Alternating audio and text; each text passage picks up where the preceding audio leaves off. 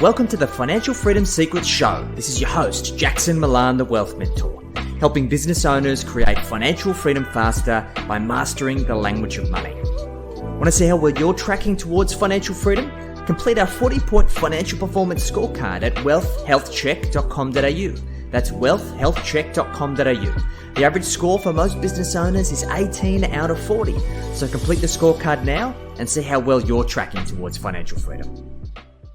G'day guys, this is Jackson Millan, the Wealth Mentor, and I'm here for another episode of the Financial Freedom Secrets Show. In this show, we're going to be covering off the Real Roadmap system. This is the second pillar of our defined piece of the Wealth Mastery Machine, our signature system that we've used to help our clients build over $3 billion in combined wealth. We want to show you as a business owner how you can accelerate your path to creating financial freedom.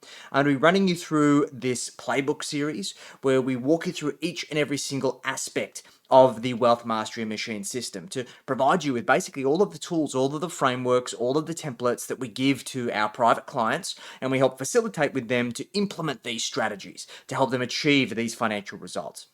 And my hope here is that you are able to accelerate your own journey, you're able to implement these tools, you're able to get some quick wins. And as a result, we can then have an ongoing conversation around how we can work with you in a higher capacity moving forwards. So this is something that we want to make sure that you take the theory, the principles that we cover off in this show, and you actually go and take action. So if you want to get copies of the playbook, both what we're covering in this particular podcast and all of the previous and future podcast episodes, make sure that you go to wealthhealthcheck.com.au. That is wealthhealthcheck.com.au. Take 5 minutes, complete the financial performance scorecard. You're going to get a customized report that shows you exactly how you're tracking towards financial freedom and identifying the low-hanging fruit. And you'll also be able to get access to all of the resources that we cover on this show, along with a collection of my 8 now best-selling books, our best tools and calculators that are going to help you implement what you learn. So let's get stuck right in.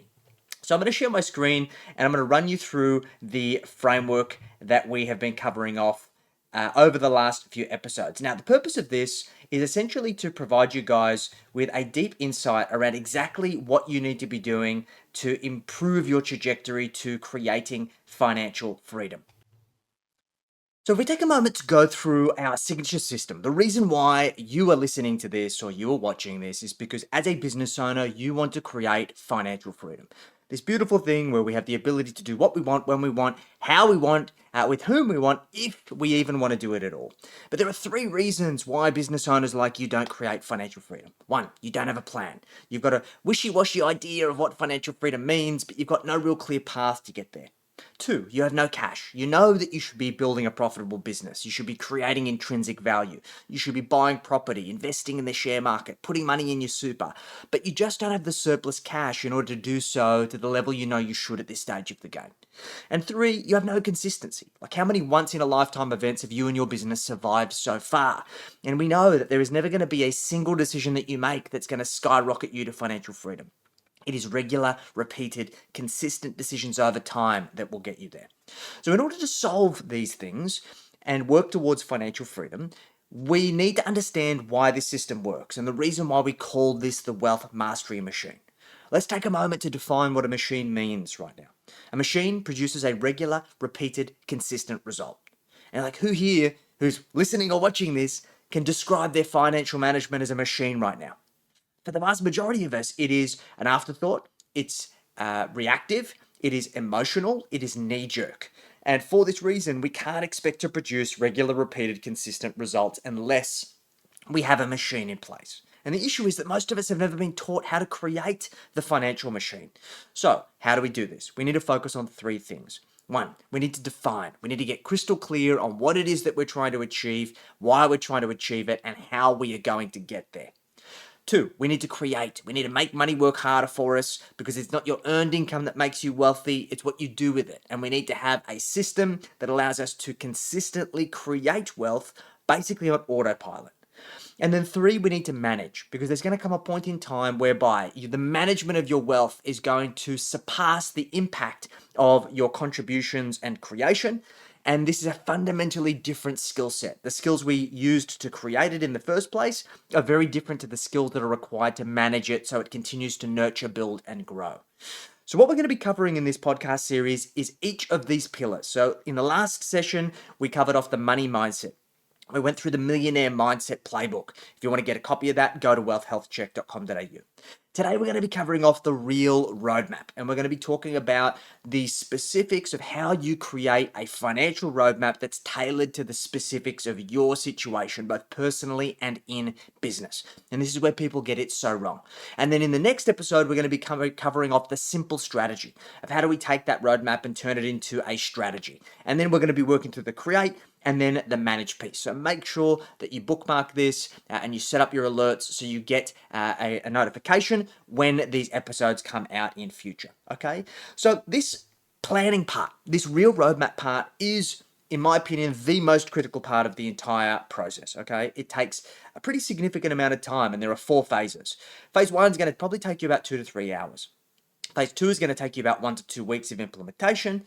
Phase 3 is going to be about 3 to 4 hours of modeling.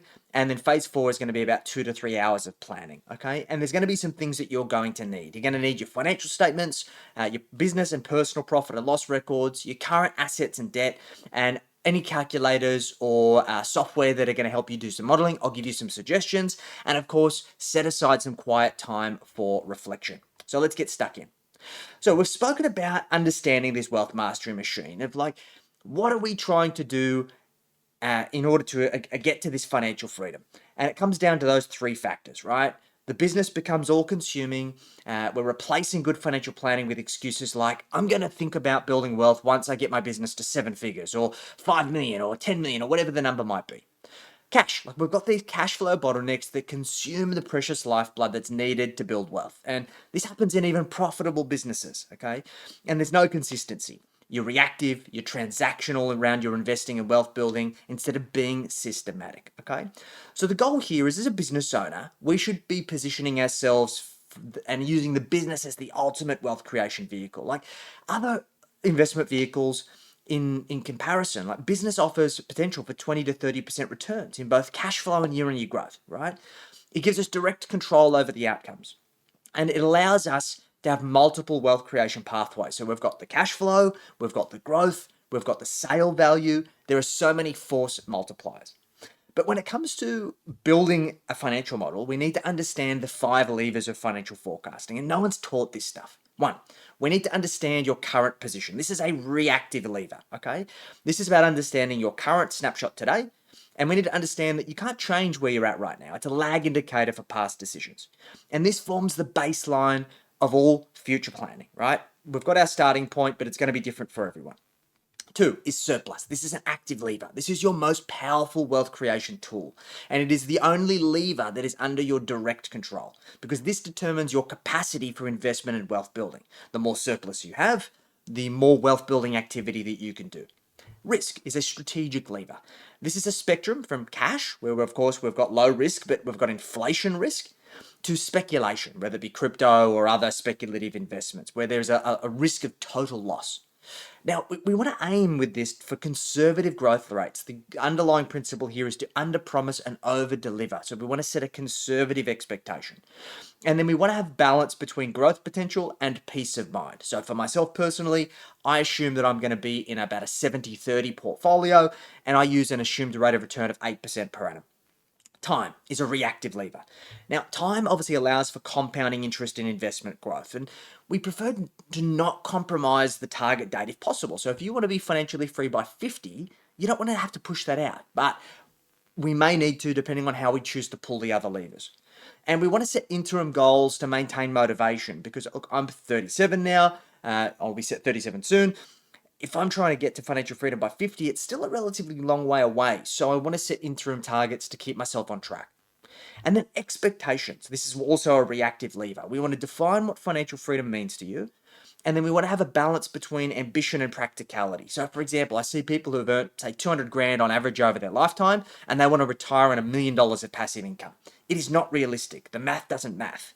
As a general rule of thumb, most people end up retiring on about 75% of their pre-retirement income. So if you're earning 200 grand a year, you probably need 150 in order to live comfortably. Potentially that goes up to it being equal. So it's anywhere between 75% to 100%. And you need to consider where you're going to keep working and you're going to earn any supplemental income. For the vast majority of my clients who love what they do and they haven't burnt themselves out in the process, they continue working in some capacity, whether it be part-time, whether it be consulting, whether it be coaching, whatever it might be. And that supplemental income drastically changes the expectation of what the portfolio needs to produce. So, something to keep in mind. Now, we then get to the core investment philosophy. The best investors are pragmatic decision makers, and they use decision rules and benchmarks. So, the success comes from discipline, having a written investment philosophy that removes emotion completely. They have a long-term focus, finding strategies that they can stick to for 50 plus years. They focus on quality over growth, chasing the lowest possible return necessary to achieve the particular result, as opposed to swinging for the fences all of the time. Systematic execution. They've got automations around their decision making. They've got methodical wealth building processes in place. So if we think about Warren Buffett, over 99% of his wealth was created after age 60, proving that magnifying money is typically a pursuit that takes many decades. So thinking that you're going to create financial freedom in the next 12 months is probably unrealistic. So let's get into the phase one. So phase one is what we call the fact find and the baseline establishment. And this is about getting a full understanding of your current position. So assets, what do you own? Personal banking, your investments, your superannuation, your property, your business assets, any other assets that you might have. So cars, boats, caravans, collectibles, all those kinds of things. Let's do a brain dump and get all of that kind of stuff and then work out our total asset position.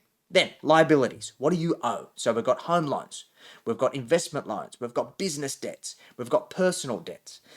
This allows us to work out our total liabilities. And as a result of this, we can work out our net wealth. So for example, if your total assets are $2 million and your total liabilities is $1 million, then your net wealth is $1 million. I saw a video recently of a quite prevalent financial influencer who wasn't able to actually do this calculation properly. She wasn't able to provide, she was talking about net wealth, but she was talking about her actual gross wealth position. So she was looking at her property before the debt was deducted. This is a big faux pas because this is not providing you with an accurate position. Next, the income reality. So we want to go through what's the income in the last 12 months? What was the personal income in terms of wages for you and your partner? What were the business distributions? What was the rental income, investment income, or any other income? So that'll give us our total personal income. Then we want to look at the business income. So what was the business revenue? What was the annual profit? And then what was your business's salary? Now, of course, you might be doubling up a little bit here, so I'd advocate connecting. So, for example, if you've got your business salary and that's equal to the salary that you've put in the personal income, draw a line between those two. If you've done a business distribution and that is a portion of the annual profit, then connect those two, right? We want to understand the connection between this because this is where so many business owners get this wrong. Now we get into the spending reality. So this is looking at your monthly expenses on average. So the fixed expenses like the mortgage, the insurance, the utilities, phone, subscriptions, loan repayments, those kinds of things. Then your variable expenses, groceries, fuel, entertainment, dining out, clothing, personal care, medical and health. And then there's occasional expenses. So let's look at the annual average and then divide that by 12. So that's like holidays, car registration, professional services, gifts, home maintenance, those kinds of things. And this will give us our total monthly expenses. So then we can divide times that by 12 to work out the annual expenses. And now we can start looking at our surplus reality. So what is our average annual income minus our expenses? And then let's work out what that surplus is as a percentage. As a general rule of thumb, we aim for our clients to have a surplus of at least 20%. So for example, if their income is $10,000 a month, their expenses should be about $8,000 a month, meaning that we've got $2,000 a month for surplus. We want to make sure that we've got that. So the analysis here is if you've got less than 10%, this is critical. This needs immediate attention. You don't have enough surplus to get ahead. 10 to 15% needs improvement. You're heading in the right direction. 15 to 20% is a good foundation, and then 20% plus is an excellent position. Ideally, we want to have that surplus as big as possible, but we typically find the sweet spot is between that kind of 20 to 30% as a goal, okay? And this is not about cutting expenses, guys. This is about improving the household income. So Now we get into our financial freedom calculation. So we want to look at how we break this down. So we look at financial freedom is a consideration of basically four things. What do we expect your fixed expenses to be on an ongoing basis? So is that equal to what you're spending right now? I guess potentially you're going to have your mortgage paid off, so that potentially has a reduction in those fixed expenses. Two, discretionary spending. So weekly entertainment, dining out, clothing, personal items, those kinds of things. The week-to-week stuff, considering that if you're financially free and you're likely not working as much, how much more are you likely going to spend because you've got more free time, right? So be realistic with how much you need. Then travel, big ticket items. What are you going to spend per annum on holidays, car replacements, luxury purchases? Once again, you're probably going to have more time on your hands. You're going to want to do more fun things. So let's factor these things in. And then lastly is giving and support. So how much extra do we want to have? This is highly personal. So is it charity? Is it family support? Is it other causes? Do we want to have a bit of a slush fund left over that ensures that we have enough to do that? So for most of our clients, the number of all of these things starts at about 150,000 and goes up to about $500,000 per annum, depending on the standard of lifestyle that they want. This is highly personal, but take the time to crunch those numbers because defining this financial freedom figure is going to have a big impact on your strategic plan. So what we then want to work out is that financial freedom target. And then it's about understanding, well, what are we actually trying to achieve here? Like, what does financial freedom mean to you specifically? And how we work this out is we then work out what we call the financial freedom formula, okay? As a general rule of thumb, we look at the financial freedom figure per annum, we divide that by 5, and we multiply that by 100. So if your financial freedom figure is $200,000, we divide that by 5 and multiply that by 100. That means that we need $4 million in net wealth in order to be financially free in today's dollars, okay? So we then break this down. This is our passive income target that we want to achieve. What age do we want to achieve it? And then how many years have we got to get there? So that's going to be really important. Now, we want to then get into the milestones along the way, because what we've got to be mindful of is that your ability to create a great roadmap is about having the surplus that allows you to build the net wealth. By the time that you want to achieve financial freedom, you have that net wealth figure. So let's say, for example, you want to get to 200 grand in passive income in 10 years' time. That requires $4 million in investment assets. So in 10 years, we need to have 4 mil. But there's also other goals that you're going to want to achieve along the way. So we need to work out how much surplus do you need to be able to fund the goals along the way and achieve $4 million in net wealth. How do we do that? We need to define all of our goals, dreams, and aspirations over the next 20 years. So we want to take some time and break down our lifestyle goals into the next 20 years. So next 5 years. Is it increasing your holiday spending to 30 grand a year? Is it sending the kids to private school? Is it doing a renovation on the home? What about the next 5 to 10 years? Is it taking holidays from 30 to 50 grand a year? Is it being able to start new hobbies and buy a vintage car?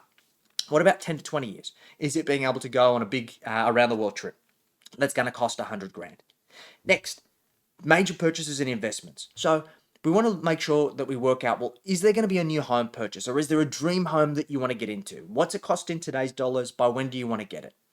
What about investment property? Is there a certain portfolio value that you want to achieve by a certain period of time? Business expansion. Where do you want to get the business to? Is there a future liquidity event that you'd like to achieve? By when? Children's education. Do you want to send the kids to private school? Do you want to fund their university? And by when do you need that money? And then other. Are there other milestones, major purchases, investments that you would like to achieve, and by when would you like to achieve it? Once we've got this now allows us to start doing a really holistic financial roadmap. So now we get into phase 2, which is kickoff and damage control. This is about getting your financial house in order. So this usually takes 2 to 3 weeks, or it could potentially take longer depending on the complexity of your situation. So 1, we want to set up the cash flow structure. Now, I've written about the cash flow structure in basically every single one of my books. If you want to find out a full crash course on it, then make sure that you check that out. I will be doing a breakdown on that in 2 episodes' time. And the idea here is when we implement a good cash flow structure that we call the hub structure, we've proven that it on average increases our clients' household surplus by about 40%. Because Because most people don't have an idea about their cash flow position because they don't have a clear separation between their expenses. So, quick crash course. We want to have an income account. We want to have a fixed expenses account. We want to have a variable expenses account. We want to have a surplus account. And we want to make sure that we have an optimal cash flow structure. So we're aiming between 50 and 65% in fixed expenses, 15 to 30% in discretionary expenses, and then of course 20% plus in terms of surplus. I'm going to run you through this in future. Next, emergency fund. We need to have a war chest. So business owners need a larger emergency fund because of income volatility, right? Research shows us that 8 out of 10 individuals have insufficient emergency funds because they follow this kind of standard of 3 to 6 months in living expenses. The reality is that most business owners don't even have this in cash. So we need to get really clear on how much you need and the reasons why you need it. So we want to work out, what are your monthly business expenses? And then what are your monthly personal fixed expenses? And then that allows us to work out per month, how much do we need to cover that? And then work out if we want to get to that 3 to 6 months, or for some people it's 6 to 12 months, this is about peace of mind. How much cash would you need to have? And then this is about working out, how do we actually fund it? So how much can we afford to put into the war chest on a monthly basis?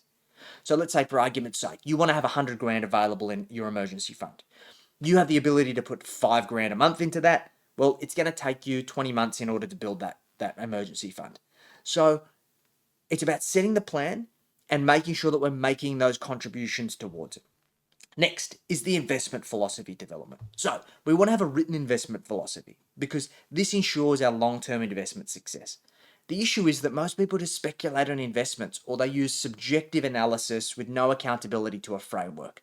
This leaves them in a position where they can significantly elevate their risk, or worse, they end up deferring decision making because they say, I don't have the bandwidth to think about this. Big issue. So what we want to do is we want to get really clear and we want to define the investment goals. So in the short term, the next 1 to 2 years, what are the immediate financial goals that we're trying to achieve? What are the specific milestones? And how much money do we need in that 1 to 2 year period in order to fund those goals? So let's say, for argument's sake, we want to do a renovation on the home in the next 12 months for 100 grand, and we want to go on a family trip for 50 grand. That's 150,000. So because it's a short time horizon, we typically want to go and save that money in an offset account or something. And so we want to make sure we're contributing enough to that offset account to achieve those milestones. Then we've got medium term, which is like 3 to 5 years. What are the goals we want to achieve in 3 to 5 years? What are the projected life events that we've got planned? How much do we need to fund those things? And then where could we invest it in that time horizon that gives us peace of mind around making our money work for us, but also ensuring that we can fund those goals?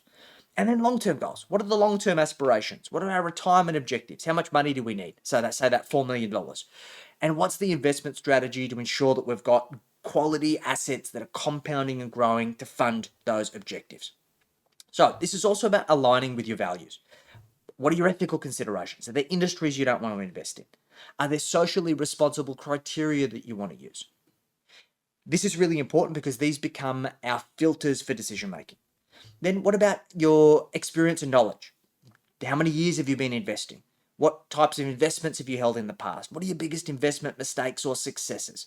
Once again, this is going to allow you to understand where you should be focusing your time and attention to ensure that you are making the appropriate decisions.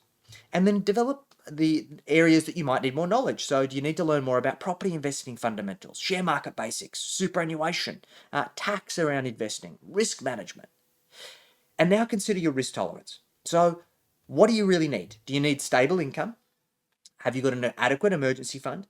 What's your investment time horizon? What are the financial commitments you have? Because for the vast majority of people, when they invest, the thing that impacts them the most around impacting losses is usually because they've crystallized losses because either they don't have the stomach to deal with the volatility, or they have cash flow needs that require them to sell down those investments and not allow them to ride themselves out. So these questions are really important. And then we want to go through and ask ourselves questions. So rate ourselves on a scale of 1 to 10. Be very conservative, very aggressive. So we go through and ask the questions like, how would you feel if your investment portfolio dropped by 20% in value? Would you panic and sell everything? Would you be worried or hold steady? Would you see it as a buying opportunity, or would you be completely comfortable? There's lots of different risk profile questions. This is just an example, but that's something that you can work through to understand your intrinsic drivers and motivations around investment risk. So now we can start coming up with some rules and benchmarks. So it might be never invest more than a certain percentage in speculative investments. For some of our clients, it's 0. For other clients, it's 5 or 10%. Always maintain a certain percentage in defensive investments. On average, across our clients, it's about 20% to 30% in defensive investments. Rebalance my portfolio every X number of months. As a general rule, it's 6 to 12 months for most of our clients. Maximum single investment percentage in the portfolio. Well, depending on whether you're investing in property or shares, that might be 20 to 25%, potentially more if you have a lot of assets in one place. Things to keep in mind. And any other rules that you might have. Next, we want to look at our debt destruction plan. We want to understand the difference between good versus bad debt. So, bad debt. These are interests that are not tax deductible and then usually have higher interest and are against depreciating assets. And good debt usually has either lower interest or they're tax deductible or it's linked to appreciating assets. So we want to itemize all of our loans, particularly the bad debts, and we want to work out the strategy to pay those off. So the debt avalanche strategy is listing all of the debts from highest to lowest interest rate, pay the minimums on all debts, put extra money towards the highest interest rate debt, and then once paid off, move to the next one. And the idea here is that this is the most financially sound strategy. There are another strategy which we call the debt snowball, and it works off the lowest balance first, and this is more of a behavioral thing. If we want to focus on paying off the smallest debt so we get the motivation of extinguishing it, and then we move on to the next one. Food for thought, depends on your own personal philosophy. Now, good debt. Good debt is fantastic because it can allow us to magnify our money, to control more assets that can compound and grow over time. So as a general rule, property loans we consider interest only, so it frees up surplus, and also the principal repayments are not tax deductible. We use an offset account to manage cash efficiently. So if we've got cash sitting around, we park it in offset so it's working for us. And we can have multiple offsets for different purposes, some for property expenses, some for school fees, some for kids' savings. We can segment that money. Now, business loans. If we're going to use business loans as a general rule, we want to use it to grow and scale the business, not to fund cash flow shortfalls.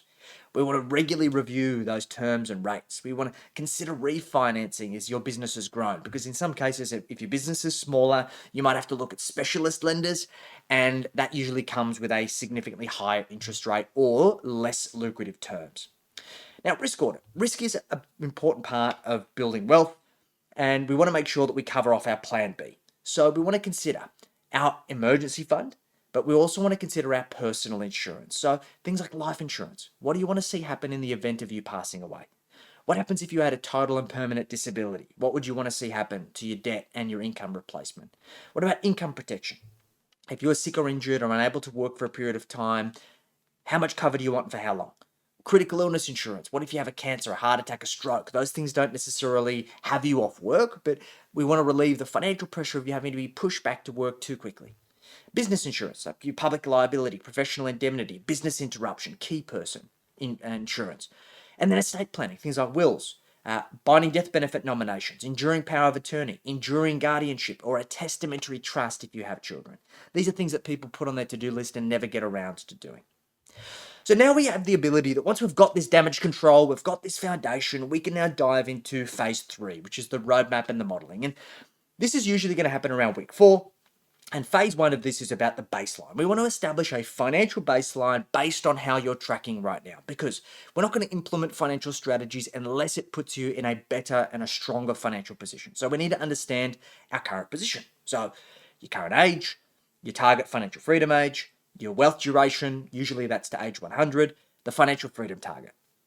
We put in the current position, so your current net wealth, your current annual surplus, your current investment balances, your current salary growth, your current business profit growth, your current investment returns, your current property growth, current inflation. And what this then does is it allows us to then put together a trajectory of how you're tracking right now, and does your current position have you on track? From that baseline, we can then start looking at ways to improve. So we look at, okay, well, what can we do in terms of our accumulation phase? How much do we put in growth assets versus defensive? What are we going to do in terms of our risk profile in retirement? And they basically come together with these baseline projections, right? And it allows us to look at, okay, in year 1, 5, 10, 15, 20, what's our net wealth going to be? What's our investment balance going to be? What's our surplus going to be? What's our passive income?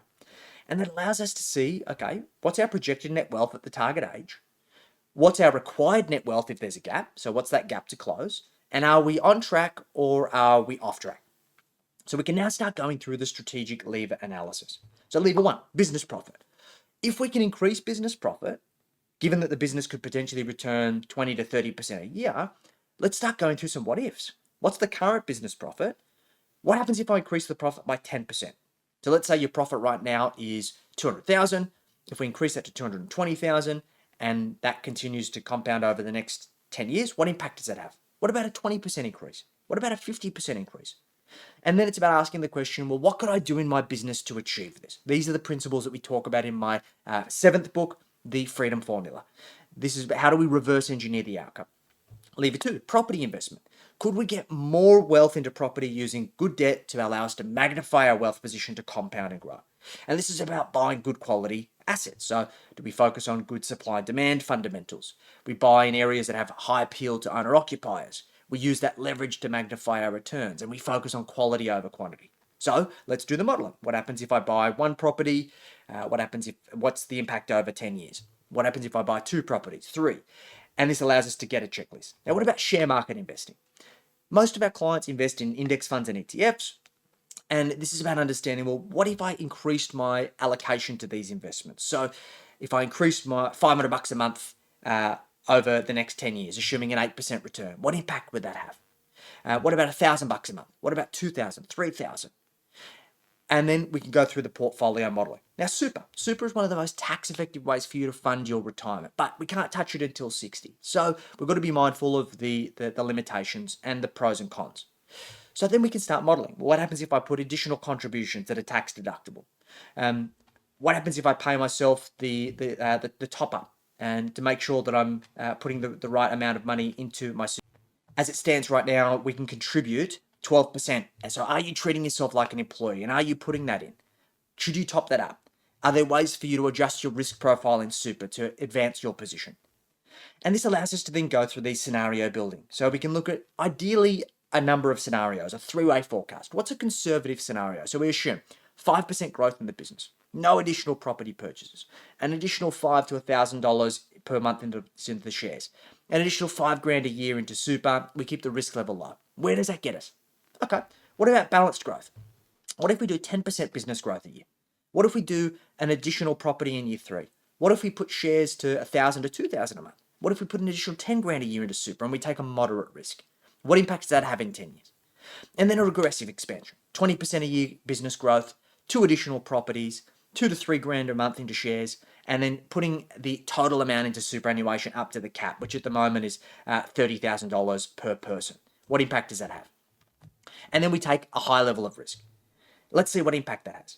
And this basically allows us to do what we call our Monte Carlo analysis of what is our probability of success based on all of the historical scenarios over time. Where is that likely to land us? What's our probability of achieving the intended outcome?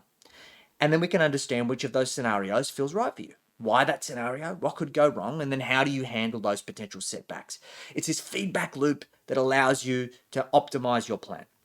And as a result, we now get into the strategic plan and optimization, which we're going to cover off in the next podcast episode to give you a deeper understanding of how we construct that strategy. And what that ultimately comes down to is creating a 12-month strategic plan that tells us what are we going to do in the business to achieve the goals and objectives?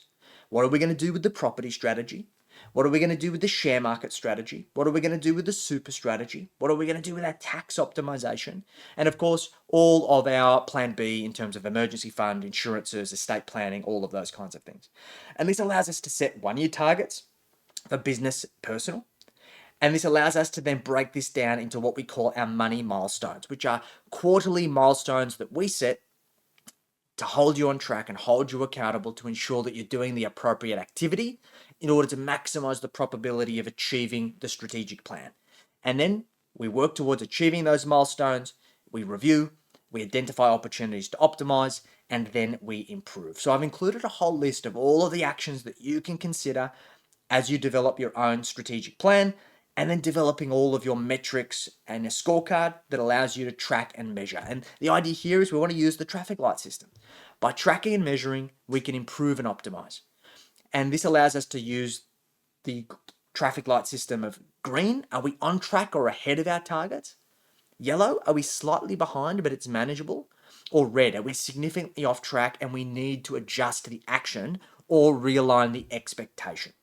And it's this constant improvement that gets us on track over time for financial freedom. Because we're talking about, for most people, a 10-year plus journey. And if we can project manage this on a quarterly basis with really clear actions and priorities, then we can significantly increase the trajectory lightning fast.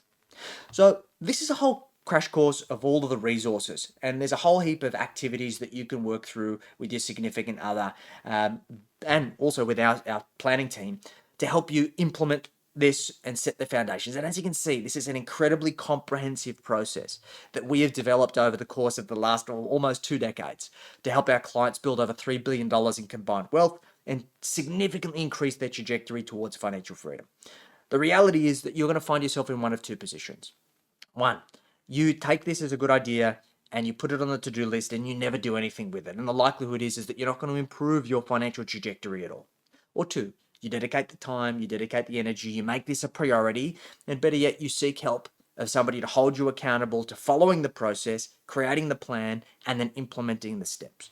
And I assure you, it's going to significantly improve your position, and it's going to get you clarity on exactly where you're traveling. And it's also going to help you improve your business, because at the end of the day, the business is the vehicle that helps accelerate our path to personal financial freedom. So if you've enjoyed this episode, make sure that you jump onto wealthhealthcheck.com.au, complete the financial performance scorecard. You'll get a copy of this workbook along with all of our other resources to help you implement. And as a result, if you'd like to have a conversation around how we can help you create your real roadmap and implement the wealth mastery machine in your own personal finances and business, make sure that you book a time. Let's have a conversation and see how we can help you.